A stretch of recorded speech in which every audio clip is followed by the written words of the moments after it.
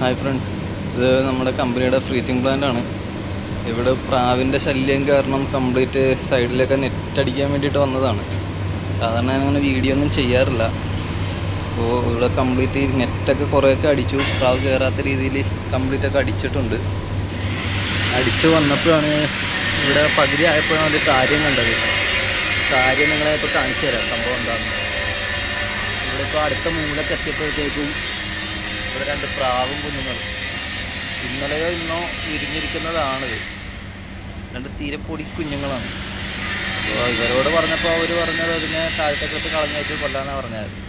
പക്ഷെ നമ്മളൊരു പ്രാവ് ബ്രീഡറും പ്രാവിന് ഒത്തിരി ഇഷ്ടമുള്ളതുകൊണ്ട് കൊല്ലാനും കളയാനൊന്നും തോന്നുന്നില്ല.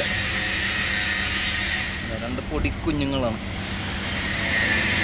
എന്തായാലും നമ്മൾ വർക്ക് ഇവിടെ വെച്ച് സ്റ്റോപ്പ് ചെയ്തിട്ട് ഇനി ഒരു 2 ആഴ്ച 3 ആഴ്ച ഒരു ഹാൻഡ് ഫീഡ് കൊടുക്കാനുള്ളൊരു സെറ്റപ്പിലായി കഴിയുമ്പോൾ ഇത് നമ്മൾ എടുത്തുകൊണ്ട് പോയിട്ട് ഈ വർക്ക് കംപ്ലീറ്റ് ചെയ്യാനുള്ള പരിപാടിയില്ല.